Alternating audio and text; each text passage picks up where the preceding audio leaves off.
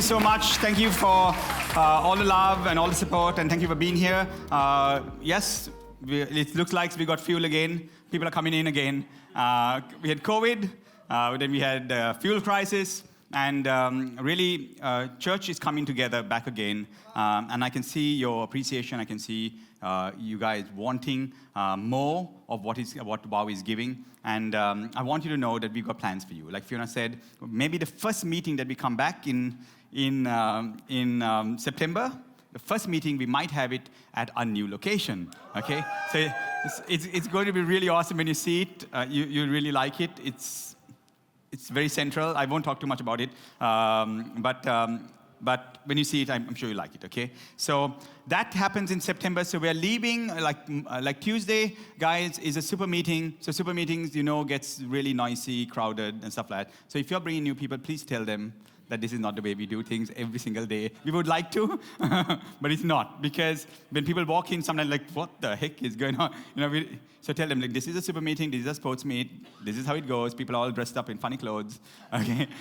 They're normal on a good day, okay? So someone had asked Lilani recently, he had wanted to come to WOW, and he said, I can't find any normal people in Colombo. I'd like to come to WOW. I was like, and Lilani was like, without any explanation, yeah, you must come. Without just explaining, if you can't find any normal people out there and you want to come here, I don't know. Okay, okay. He might not be a keeper, but let's see. Okay, but that's okay. As you know, we are acquired taste, and that's completely okay with that.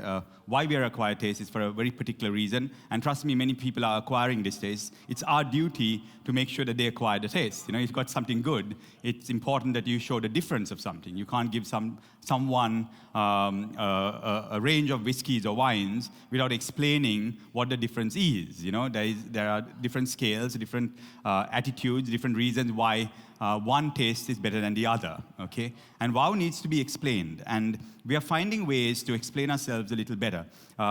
Really, I'll tell you one thing that I've realized in my life is that if you explain yourself, it goes the longest way. Like, for instance, if you reappraise, you appraise yourself to someone. I had a situation recently. I'm very confrontational. Okay, that's the way I work. Okay, and I've always been like that. God hasn't done a work on that area. I don't know why.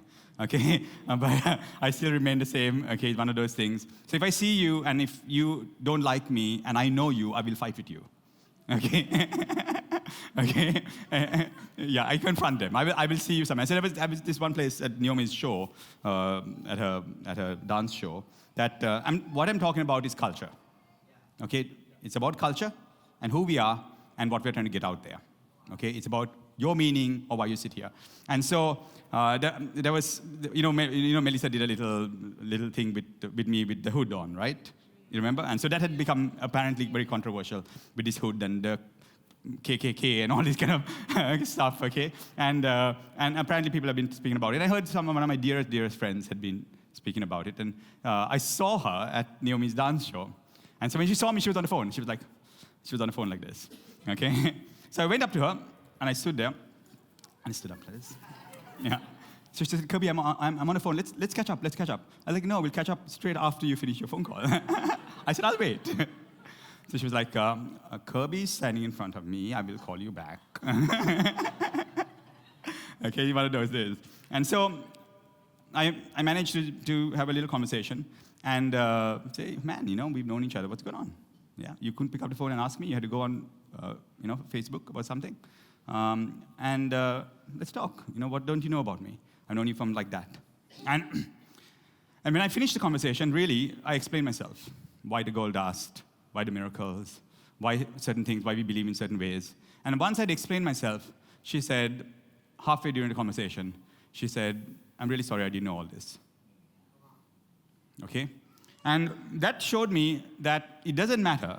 A lot of the times, why people don't know, don't understand, misunderstand, is because they're not constantly exposed to it. If a person sees you after a long time, and you're estranged after a long time, no matter how well they knew you when you were young, trust me, if they're not constantly exposed to you, okay, what happens is, naturally, they will believe what the masters say. Think about it for a moment, because what we're talking about is the neuroscience of grace. And what I'm talking about is how to adopt a culture and a value that we're constantly exposed to. Why you understand me and why I understand you is because I see your face. When you come here every day and we fellowship together and we see you, I see you again, you see me again. So next time I have to advise you about something, you can take my advice because you saw me last Sunday. Because I'm going to come always to you from a context.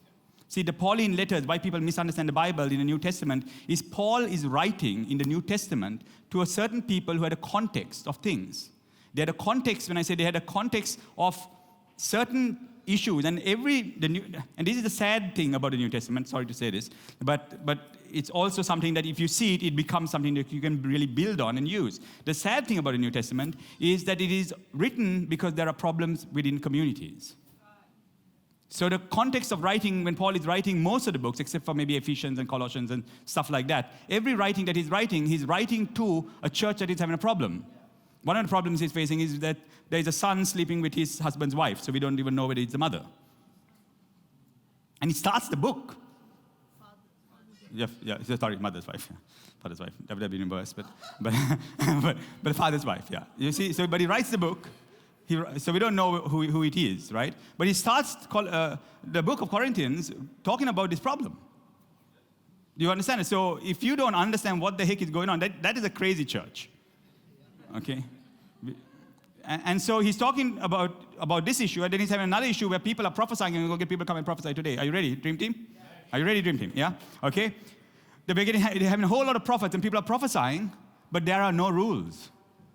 Anyone can jump up and prophesy and say something and do something, and there are no rules. And so Paul is writing to correct that culture. And so if you don't see that the New Testament is based on cultural corrections, then we won't grow. Then we're going to take what the New Testament is saying and we'll think of it as the standard gold. And we'll do it. Without understanding, he's only bringing advice, and these are just simple letters from a very sophisticated man to a church community like you. And so we have epistles every Sunday to you. And that's why I say when you're bringing someone, please explain that this is union time, because they need context. And when there is no context, people can misunderstand you. Okay? Do you understand that?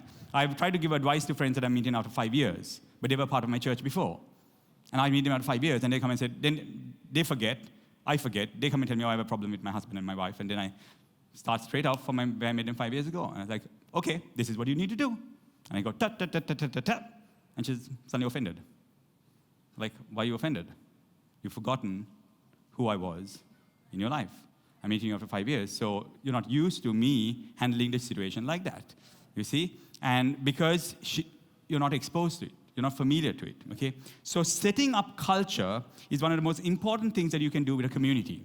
And that's what I like to do with you every time I come up here, to set up a culture of grace for you to understand what it's about. Now, let's take the context of what we spoke about last time. I'm going to read it to you again, okay? And because I've got many people from WOW sending me WhatsApp messages, but also people from the USA, after last time's controversial message, sending me messages, but what about white lies, and what about this, and what about that, and all this kind of stuff. So I'm going to read it to you again, and I'm going to show you something. Okay, is that okay?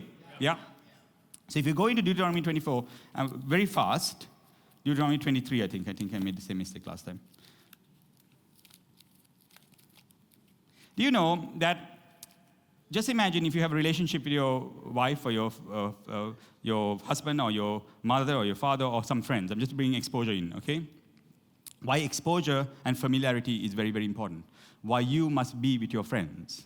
Why you must constantly go for dinner with them.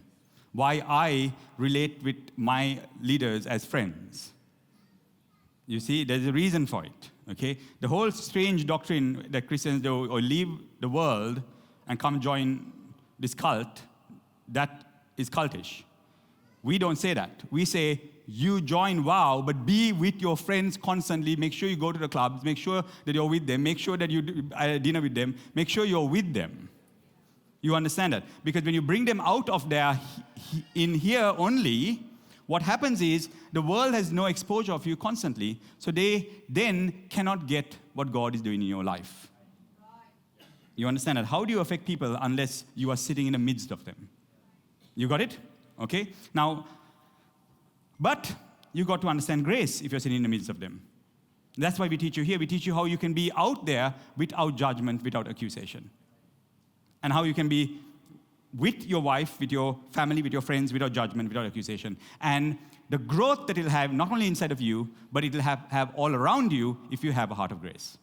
Do you just get that? That's what we teach. So we teach grace so that you can transcend out of the laws and the paradigms of performance and accusation that is out there, because you change inside here. These things change when suddenly the atmosphere inside changes, the outside changes. But how do you change the outside is a lot of the time you change the outside. How you change the inside, a lot of times you change the inside from the outside.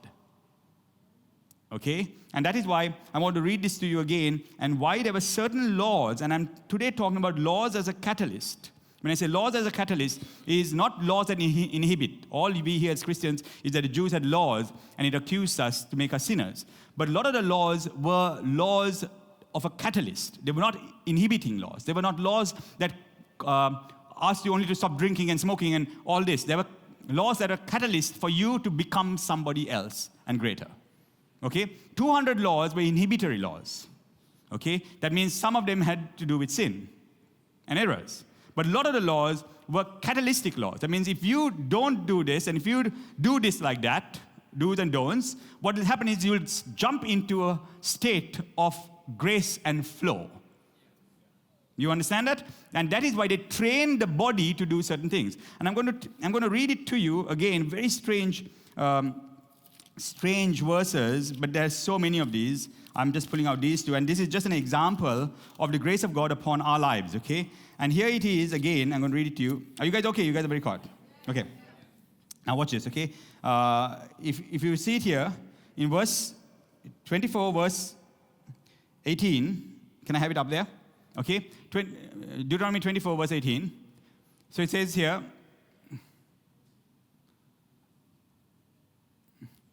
okay. Yeah, verse 19. When you reap your harvest in your field and forget a sheaf in the field, you shall not go back to get it. Is it there? It shall be for the stranger. Is it there? The fatherless and the widow, and the Lord your God may bless you in all the works of your hands. When you beat your olive trees, and you shall not go over the boughs again, it shall be for the stranger and the fatherless and the widow. When you gather the grapes of your vineyards, you shall not glean. You shall not glean it afterwards. It shall be for the stranger, the fatherless, and the widow. Is it there? Okay. That means if you forget something in business, he says, don't call back to now adjust it. Very strange laws. These are some of the richest people in the world. Google, Facebook, you name it. Okay, 30% of the Nobel Prize in Science goes to this small group of people in the world. 30% of the Nobel Science Prizes go to these people. Why? How? How did they get there? Okay, they might have certain values that we need to look at. So he says, if you forget something, don't call back and niggle over it. Okay? Especially in the field. And he goes on to say, he says, you got to leave room to glean. That means the borders or the 1 meter or the 2 meter perimeter of your field is left to glean. Glean meaning, that means it is your field, but you only pluck the harvest of what is right in the middle. But a 1 meter or 1.5 meters, I don't know how much it was, I'm not sure of the exact measurements, but that is left for the widows, the fatherless, the orphans. And so anyone who wants to come and take from you, they can come to your field and take. That's cool. They can take whatever they want. Do we have glean room in our life? Is the question I'm asking, and I'm showing that because these guys were slaves, this is important to get, they were under bondage. There was no glean room for them. Remember? There was no glean room for them. They were never allowed to, everything was measured and given. There was no room for them to change or glean or anything like that. They were brought up with a program. They were slaves. Now, their nervous system is set up in a certain way, so because of that, the way hurt people hurt others. Because of the trauma that you've gone through, okay, now you have no room for grace for anyone else in your life. So God wants to heal them through, first he wanted to meet them, and he called them up a mountain. But they refused to meet him because when you're shattered and broken and hurt, to meet this amazing love that is so unconditional, the first thing you realize about God is that it's not about you or me. It is about everyone else. So the first thing they would have realized when you're hurt, when you're orphaned, when you're just grabbing for yourself everything that you ever want, okay? And you're just an orphan and you have an orphan mentality and you just want everything and you want to do whatever it takes to get everything, trample the other guy to get, that's what slavery. That's where they've come from. That was Egypt. When you have that mentality, I've been there, so I know what it's like to take, to be entitled to take, just because I've been hurt. You have family members like that? Maybe you were a family member like that. Okay, I was that. Okay, and so when that entitlement comes on you, he needs to change it. And first he wants to meet them, but if he met them, he said, if you meet me, you will die. So one guy said, I don't mind dying, Moses. 3 million of them said, we will keep ourselves and our ego. Let this one guy die. One guy goes up the mountain, and he comes completely transformed, shining like gold, because he's dead. Okay? And that's the representation of Christ up the mountain, when the ego goes up the mountain, and the first thing that happens when you say you're a Christian and believe in Jesus is your ego is dead. Your formula is dead. You see? From there onwards, now you can live a resurrected life. And that is what I call grace, flow, resurrection. You see? The whole paradigm is that God invites them up the mountain, but they say no. And then he says, okay, I'm going to do something wonderful for you. I'm going to love you through the law. And I'm going to give you the law. Why I'm going to give you the law is, the law is going to bring you life, and I'm going to teach your nervous system to do things every single day. And as you repeat and repeat and repeat, and you do it every day, suddenly, from externally, now I used to preach, I was a preacher that preached that internally you change, and externally, then the manifestation happens. But I started shifting that when I understood the power of doing something intentionally and consciously, so that thing that is external now suddenly becomes internal. And it's the dance between the two. It's not one or the other. And that's what I realized. You have to have the law to get grace. And once you get grace, then the pendulum can shift and make sure that you have the right parameters, the law as a catalyst, not as a deterrent around your life, so that you can do better. So it's the dance between this law and grace, and it's happening in every moment of your time. In every situation of your life, you will find you're either in the law or either in grace. If you're too much in grace, you need to put a bit of law in there. And if you're too much in law, you need to bring a bit of grace in there.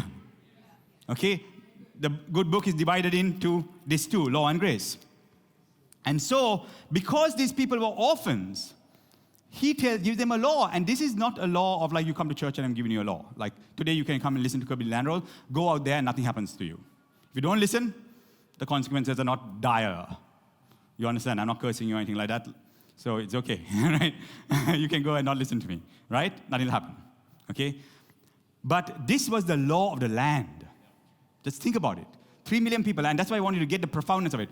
3 million people living every day in a program where there's no room to glean, there's no room to check, there's no wiggle room, okay? And now he says, in that situation, he says, I'm going to give you a new law. And one of the laws were, when you do your business, keep little frills at the thing for people to steal, take, whatever they want, tell you a little lie. Huh? Where were you? You asked the driver. You know, how much is the bill? You asked the driver, where the mechanic gave me a new bill. What's his bill? Last time the same part was 50,000 rupees, now you charge me 75,000 rupees. Where the heck is the money gone? That's not a clean room, that's a little more than a clean room. Right? But, you know, where's the money gone? What do? I don't fire the driver.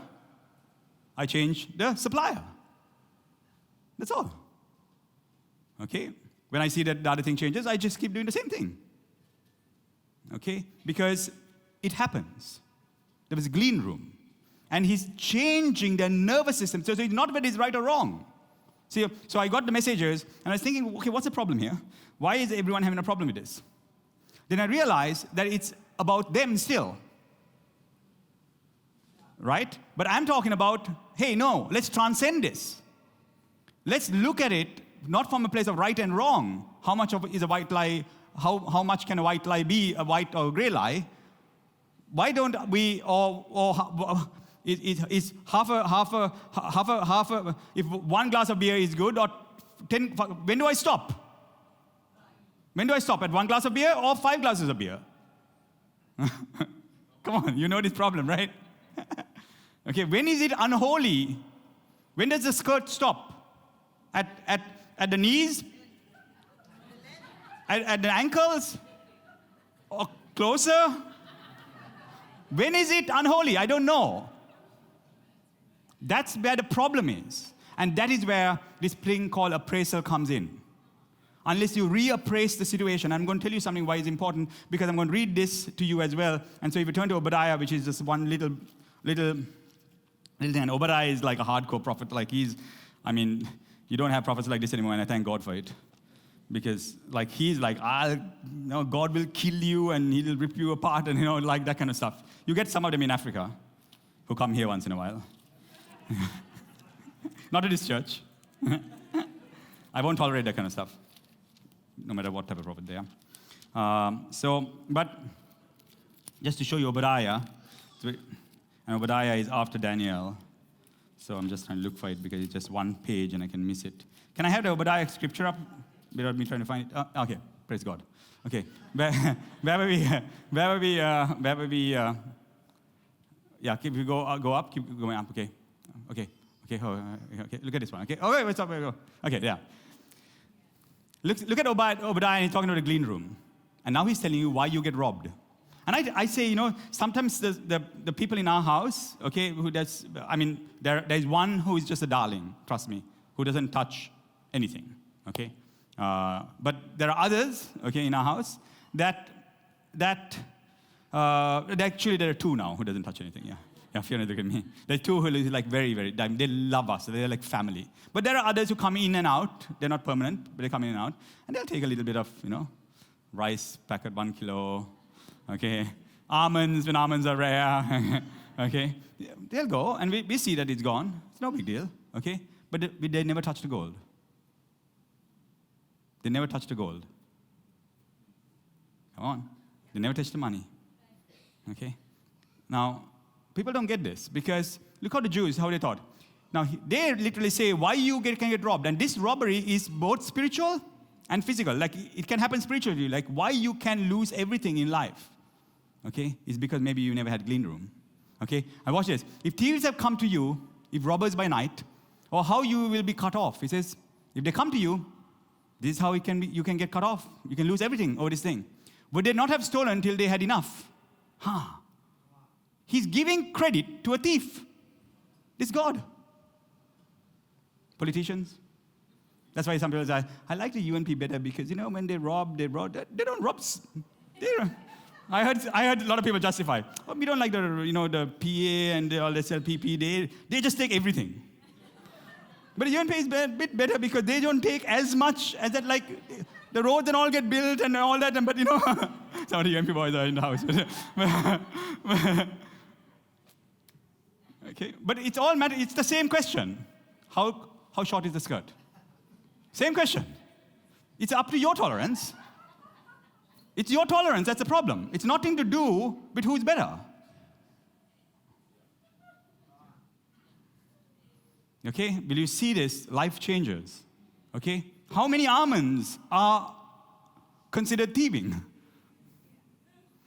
So he says, how will you be cut off? Would they have not stolen till they had enough? And he's giving credit to the thieves. What a wonderful God, who was literally slaughtered in the middle of two thieves. And his last conversation with the two thieves. Hey, dude, what's up? Why are you hanging here? Slaughtered with the thieves. Okay? He says, he knows the heart of a thief. He discerns it. We don't even give it a second glance to think why a man would take, why a man would steal. The Jewish law, if a Jewish law, it says that if you kill someone, and this is now coming to the Roman law, but if you kill someone in the night, and he's come to steal from you, and you kill someone in the night, they don't consider you a valid witness. They say, no, but How do you know? You didn't see his facial expression. You didn't see a knife in his hand. You didn't see a gun. You had no right to do that. You are the one who could die. Because justice was such an important thing in their life. Because they see the depth, the vast depth of God's love. And so he says, would they not have stolen till they had enough? If grapes gathered had come to you, would they have not left some for gleaning? Is it there? If grape gatherers had come to you, would they not have left some gleaning? You see that? And the question is, from the Levitical law that was given to all the people. Remember, it's not a Sunday morning message. It is the law of the land. If there was no glean room, you pay. I'm going to say it again. In the Jewish paradigm, it wasn't a Sunday morning message. You couldn't take this and then go back home and say, I don't know whether I'm going to listen to Kirby on this one. You didn't have the right. In this one, if you were not like that, you pay. In fact, you may even die. Do you understand that? The Jews became the greatest nation of all the earth. Egypt, who came against them, but it was supposed to be the most powerful empire, with people bringing stones from the heavens and being able to build, got destroyed in moments with like a small amount of people. Okay? Because these people had values that honestly depicted the heart of God. It's not about whether it's right or wrong. It's about how much grace do you have in life. And does grace change the others? I'm here. Kabir Lanerolle. My life changed because, believe me, I was that person that no one believed in. Okay? And it was a culture that they set and they did every day. And you know, when you're so, like when Roshit used to come to me, there was his nervous system was such that if I go up to him, he still does it once in a while, like not in a loving way, because we did that. He's used to that in the bad way. So what happened was, when I come to him, he'll stand up. Sometimes I go to my people, they're smoking a cigarette, coolly, before I turn it up, and when I come, this is not someone else's church. This is Kabir Lanerolle's church. Please go ahead and say, I might say, can I have, let's go cigarette. The reason is because I'm not scared. I know my identity. I don't get it. I've been there, done that. Know that. My job is to help you guys. Okay? Now, my question is, how you get help in this place is to first understand a few things. Don't worry about the integrity of the options that are given to you. Leave that to God. He knows what He's doing in your life and my life.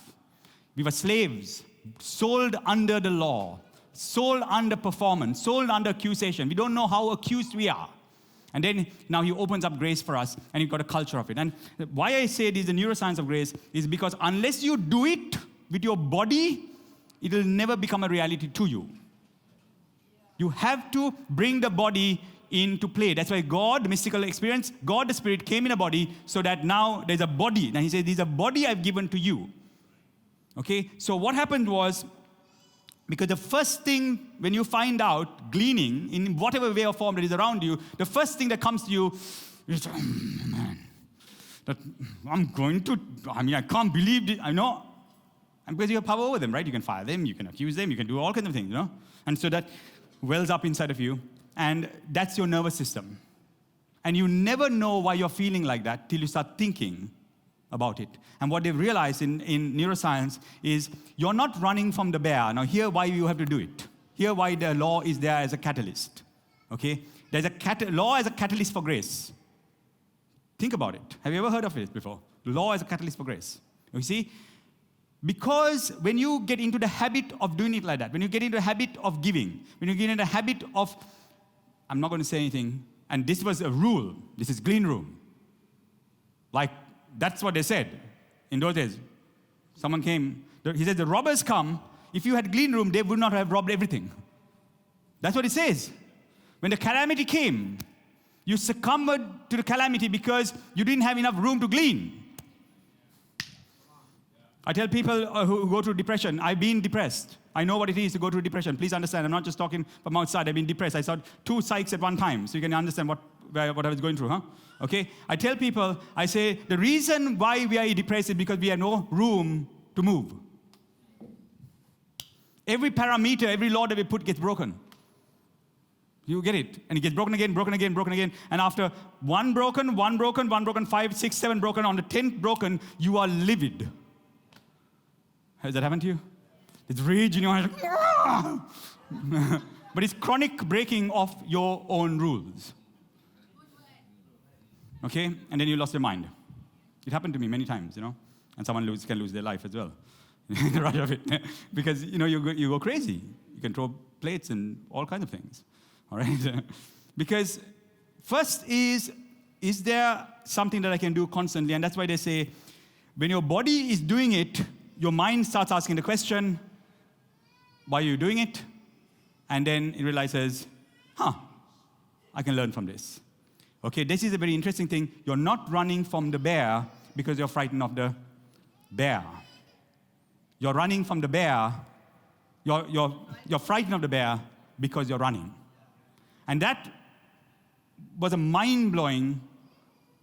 That's not Lanerolle. That's a guy called William James, who's a neuroscientist. And he realized that you're running from the bear not because you're scared of the bear. You're scared of the bear because you're running. Think about that for one moment. That means what your body has been programmed. They were slaves in Egypt. They were programmed. So their body just would move and do things according to the program constantly and continuously according to the program. The unconscious, subconscious program is everywhere. Are you getting this? Are you getting this? That is why the law, one of the best ways, there are 4 ways to reprogram you. One is fear, high consequences. One is love, okay? It's great to be loved, and then you change. One is submission. You go and submit yourself to a figure of authority. Father, mother, okay? That's why churches call them father. They have spiritual fathers. As you do that, bang, you're open. But you do it to the wrong guy, he'll program you with all the rubbish, which has happened. And then we have to come here and reprogram you. Okay? All right? Right? So the 4th way is repetition. The best way. You know how to do it. The more you do it, the more you do it, the more you do it, the more you do it. There are neurons and axons, and on the axons there's something called myelin. And the myelin sheet increases and increases and increases the more you do it. And the myelin, that is like reinforces the axons of a neuron, which is the wire, that goes sometimes all the way down to your legs. When the myelin sheet increases, it reinforces the speed of transaction. That means now you can think 1,000 times faster than you were thinking before. That means if you're a communist, okay, and someone told you about communism, and then you start wearing the cap. Okay, I'm just trying to show you. Or now these days you can grow your hair long and grow a long beard if you want. But I'm just trying to tell you, right? But you go around like that, okay? And then you do things that are relevant to communism, okay? And you fight for that, and you bring a bit of fear in. You fight for it, high consequences, okay? By holding a board up in golf face can be high consequences these days, okay? People are getting arrested for this stuff. Okay, so you put high consequences, you put an ideology, you've got your nervous system, your program. You're now, because you're doing what you said you believed, because you're doing it, you now become a bona fide communist. And the body and the mind is questioning after you're doing it. Because it was just intention that got you to do it. You're not thinking. And then suddenly, someone asks you, what are you doing? What am I doing with this board here? What am I doing? What am I supporting? I don't know. Communism? I'm a communist. You see? Same the other way. Same the other way around. Whatever it is, association is the way it works. I'll tell you a story about this that is really, really important. It is what, if you reinforce constantly with your body what you feel, it becomes your identity. If you reinforce with your body constantly what you feel, it will become your identity. If you're running from the bear, your mind asks, why am I running? And you say, I'm scared. And then the answer is, you're scared of bears. Did you just get it? Okay, that's all it takes. But if you're running and you reappraise, and that's the key about it, you reappraise your situation, you ask the question again, why am I running? Who am I scared of? And you ask the question in the context, and that's why we started this whole thing, the context of Christ died for you. You reappraise the situation. You have to have an ideology backing you to reappraise the situation. A man who has no ideology, no doctrine backing him, can't reappraise any situation because he has to make the decision when he's reappraising on the moment. Why am I running? Bears bite. No, I'm scared. I watch National Geographic. His doctrine is National Geographic about bears. So he reappraises it according to whatever his hardcore beliefs and doctrines are.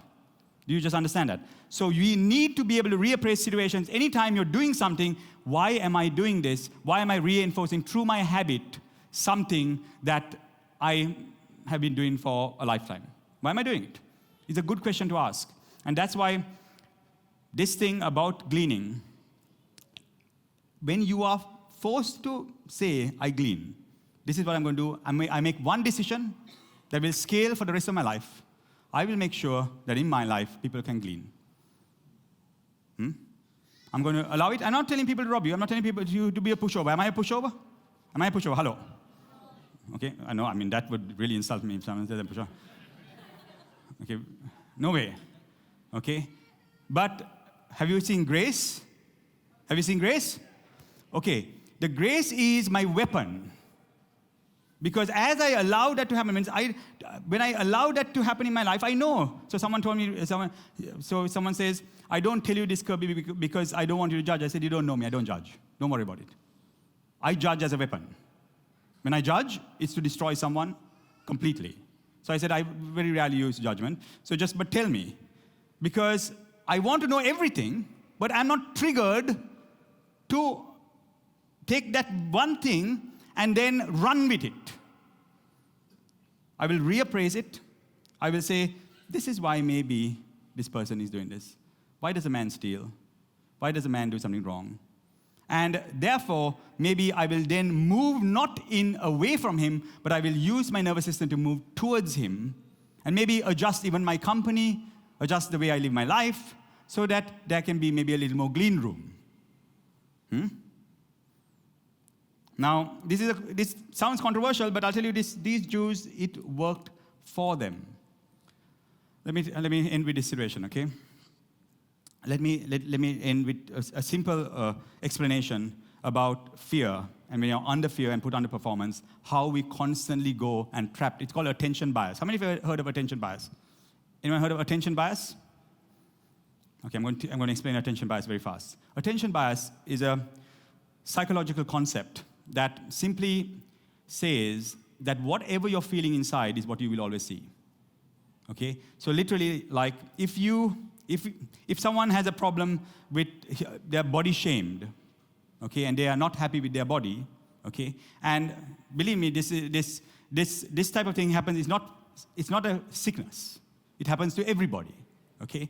If you say two pictures, if you have two pictures of two types of people, and if one maybe is a bit overweight and one is not overweight, their first look will always go to the person who is what? Overweight. If overweight is an issue. Some people have no problem being overweight. Some people have underweight issues. But your attention will first always go there. Just get this. So some people come and tell me, Kirby, please tell me this when I come into the meeting if you feel anything, but I'm just trying to show you, but I also analyze things, okay? Some people come and tell me, Kirby, you look very tired. I'm like, yes. Or sometimes they say, Kirby, are you okay? Are you in a bad mood? And I just say, I'm in a brilliant mood. I'm like, I'm good, I'm doing good. How are you? Okay? Because if I was there, because the first thing you will see is yes. And it's a very strange thing because you're mirroring the whole world mirrors you. Okay? If you've gone through a trauma in a certain way, you will see that constantly and continuously, and you will feel for that empathically and much more than anyone else. And advocacy is birthed from that place. And that's why you have to be very careful.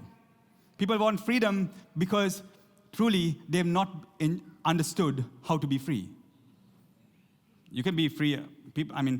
We can be free, like Linda and Rose and all those, Linda, not Rose, but Linda knows, Rose knows, she's a Jew, but Linda always says, when I spoke about socialism and stuff like that, I said, so what's wrong with socialism? And she's like, what's wrong with socialism? We're the United States, we're a democracy. But the fact of the matter is, we've lived under socialism for 30, 40 years. And we've thrived with socialism. We have been free. Come on, have you not been free? Under socialist regimes, persecuting Christians constantly. But we have been free. We have not been affected by it. You understand? Have you seen it on us? No, you can't see it on us. So it's not what it is or the aptitude of what it is. It depends on who you are inside. And that is why there are laws that you can constantly do, principles and decisions that you can make in your life that will take you into grace. The law as a catalyst to grace. If you want to be rich, just give. Just give, trust me. It might be all you have, but just trust me on it. Just give it. When you have 10,000 rupees to give 10,000 rupees, trust me, please, it's very easy. It's very, very easy. The problem is, when the 10,000 rupees begin, you give it, you come to 100,000 rupees. And then you think, I have to give the church 10%, I have to give the poor, whatever. But you made a principle of it. You don't decide when you get the 100,000 rupees. One decision doesn't say, when I get 100,000 rupees, I'm going to give 10,000. Or when you get $1 million rupees, I'm going to give 100,000. You make a decision one time in your life, 30 years ago, that no matter what, this is how much I give. Guess what? When it becomes 1 million rupees, you still can give 100. But when it gives 10 million rupees, you have to give 1 million. And here's the crazy thing. Philip will know this. And when it goes to 100 million, 1,000 million rupees, you have to give 100 million. Say, I'm not saying to me, I'm saying these are church laws. Church laws. And we ask why. And we scandalize the law. I'm not asking for your money, please understand. But I'm trying to show you your heart. When it was 100,000 rupees and you give 10,000, you can give. But when you are doing 1,000 million and you give 100 million, you will think twice. You will think twice. The reason you will think twice is because that's why you got to train yourself. That's why it's a one-time law, one-time decision as a catalyst. No matter what I earn, this is how much I'll give the poor, this is how much I give the church, this is how much I give my family. It doesn't change. So trust me how God will bless you. Because He knows that you're fair. So then suddenly you have 1,000 million rupees and you're still giving the same. I look at the born-again Christian churches in this country, honestly. And I say, there's a bunch of hypocrites in those churches. Why am I saying that? Because I know the businesses that some of these guys are involved with. This company, that company, this company. And I said, these companies, the churches, and those guys preach tithe. They preach you have to give a tithe, and they actually preach if you don't give a tithe, you're cursed, which is not true. Okay? I said, no, it's not possible. I said, the people have got rich in the church, but trust me, the church is in the same place. But if the church is in the same place, their mother is in the same place. Okay? The child is in the same place. Their friends are in the same place. Because if you can't give the place that you come, just understand, it's not about giving, it's not trying to begin about giving, it's not. Okay? But I just want you to understand, they had laws as a catalyst so that then they can prosper. I'll end with this one. So you understand how the nervous system affects the inside. The nervous system always will affect the inside. Okay? And this is simply to tell you, when you go anywhere in life, you feel certain things because of stereotypes. You just feel. Wherever you go, you look at someone, you profile them. Okay, this one's like this one's like that, this one's got a tattoo, that one wearing a short skirt. You can't help it, okay? Now, it's nothing wrong. I'm just trying to show you how the human condition works, okay? Long hair, long beard, I have to get that out of my system now. Long beard, long hair means communist. Oh. Okay, that's, don't worry, but trust me, I'll work on it. Lanerolle works on it, okay? It won't be there for long, okay? Right? Jesus, yeah. It should be Jesus, right? You see that? It was good, yeah? But what I'm trying to explain to you is that there is a profiling and a stereotyping that happens, and unless we do something, and I love this in Galatians, I'm going to read it to you in Galatians 4. We'll close with this in Galatians 4:6. Just turn it here, okay? Galatians 4:6. Galatians 4. What is that?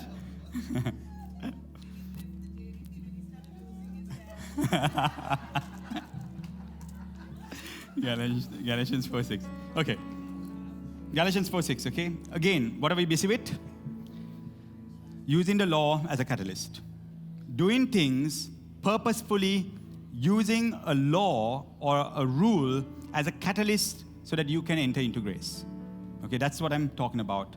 And this is the neuroscience of grace. I'm trying to explain to you why this thing works. Because the law itself takes you to your death. And if it can take you to your death, after that you enter grace and flow. You understand? You need to have a tutor. And then you enter grace and then you enter flow. Can you have grace and flow?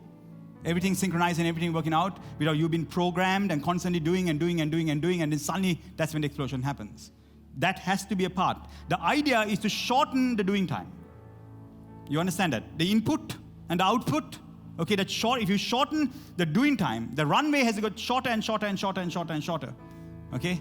That's what you're trying to do here, to make the runway shorter. Otherwise, you constantly have to do the same thing and the same thing and the same thing and the same thing, and sometimes no one ever takes off because they don't know how to take off. I'm teaching you how to take off. And I'm teaching you why you can't just jump into grace. You can't just jump into it. You can't take a kid and just throw him into grace unless you say, son, these are what the laws are. And why don't we try the laws a bit? Why don't we start eating right first? Just kids and grace, and let's take eating right and see whether it works. You will have to say, why don't we take step by step? Why don't we try and eat right first for you to understand when you can eat the cake and when you can eat the clam and when you can eat the sweets so that you can live longer. So unless you take them into that, one day the runway for them will be very short. And it happens in one moment as they're looking at their, the banoffee.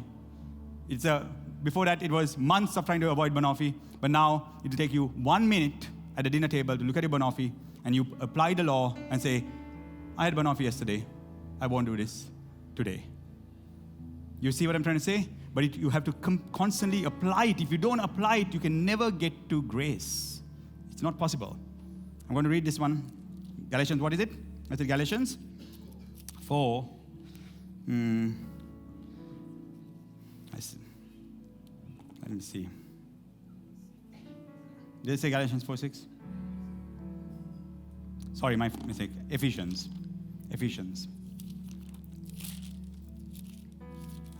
I'm trying to show you the nervous system and how it works, okay?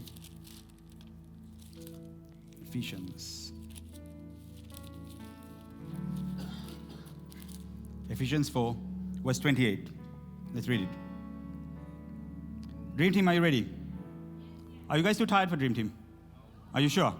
You're not sure? You're sure, no? Dream Team, come up. Come and stand with me as we do this. Very quick. Okay? And let's go.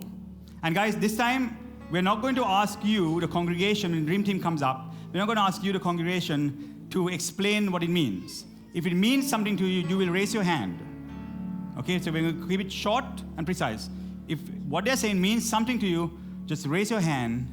And after that, I might ask you, can you give some details? If I don't ask you, just raise your hand and get them to pray over you when you finish the meeting, okay? Because I'm doing this for a season only, like this. Then afterwards, I want to get to our declarations and our prayers. Remember? Who's praying for us at this moment of time? Who's the team that's praying for us? Ajay, yeah? I hope you're doing a good job. No? Right. If something happens to us while Ajay is praying, you're past the banner of praying for us constantly. So there's someone praying for us at least 3 times a day. So please continue, but I want to bring that into the meeting, okay? But the Dream Team is just getting used to the ropes and getting used to their feet at this season. You are getting used to them. So I want them to start practicing constantly. But before we go there, let's look at this. Ephesians 4, 26, right? 28. Let him who stole, listen carefully, like how he explains the nervous system. Paul is amazing because in Romans he says the same thing. I want to do something, but my body doesn't want to do something. And he says the body of sin that God has given me. He understood neuroscience at that time that was amazing. Listen carefully. He says, therefore putting away lying, let each one of you speak truth with his neighbor. Is it there? We are members of one another. Where are we? No, 20, no.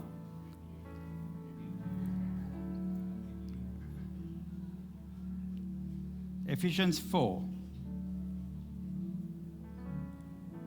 28. Are we here? That's 25. Yeah, that's right. Sorry. Let him who stole. Yeah, that's right. Sorry. Here it is. Let him who stole steal no longer. Is it there? Yeah. But rather let him labor, working with his hands what is good, that he may have something to give he who has need. You see it there? So literally, Paul is making a connection, this amazing connection he makes. He says, if you've been stealing with your hands before, now when you come into church, you are the one who needs to take the same hands that were stealing and be serving. If you were saying bad things about people before, you should be taking that mouth and that lip, and now you should be praising God in the worship team. Only if you can sing. Okay? You see? So there's a direct correlation that Paul brings between what you did before with your body that you have to now ritualistically do even in the New Testament. Do you get it? If you were a big shot before somewhere and your problem was pride, then what you should do when you're in church is be at the door saying hello to people. You get it? You have to directly do with your body what opposes you. That's what Paul is explaining. And he explains it and explains this, that the body of sin is what has the errors. And unless we redeem this body of sin through the death of the ego, the body can never change. We have to use the body itself so that we can be reprogrammed. I'm going to just explain this in a simple experiment they did. I think it was two scientists, one guy called Shark and Song, anyway. They did this amazing experiment where they pumped adrenaline into, say, two people. I'm just going to give you an example. Adrenaline. You know what adrenaline does? You know, adrenaline is that hormone that makes you, it can make you feel a lot of good things and bad things, okay? It can arouse you in a good way, okay? And it can make you angry. It can make your heart pump, okay? It's what you get before you run that 100-meter race, okay? It's the butterflies you get in your stomach when you're about to speak publicly. You see, that adrenaline, that feeling, okay? So they pump adrenaline, and it's a hormone that they have naturally inside of us. And I want you to see how appraisal or looking at a situation in a different way changes someone. And with this feeling of all pumped up and aroused and stuff like that, they ask the two people. One, they say they gave him adrenaline. One person, they say, I didn't give you adrenaline. But they give both. And they say, hey, how are you feeling? Both of them feel something. They feel like someone feels. The guy who didn't know, he says, well, I feel something. I feel my heart is racing, my sweat is coming, my nervous system is fired. The other guy knows that he got adrenaline. He says, wow, I feel it, man. I feel like I'm going to ride a 100-meter race. But then, interestingly, to the one that doesn't know and the one that knows, they ask a certain question. And the question, I won't frame the question here, but they ask a very insulting question about, let's say, put it like this, about their mother. Okay? It is a real scientific experiment. Okay? And the guy who doesn't know, okay, all he knows is he got an injection. Okay? And the guy who knows that it was adrenaline, who do you think got insulted and affected? Who do you think got insulted and affected? One with adrenaline. How many of you think it's the one with adrenaline? Both of them have got adrenaline. One knows, one doesn't know. How many think it's the one that knows that he got adrenaline that got really angry about the question? Raise your hand. Raise your hand. Okay. How many of you think that is the other way around? Raise your hand. Okay. Nearly equal amount. Okay. But here's the interesting thing.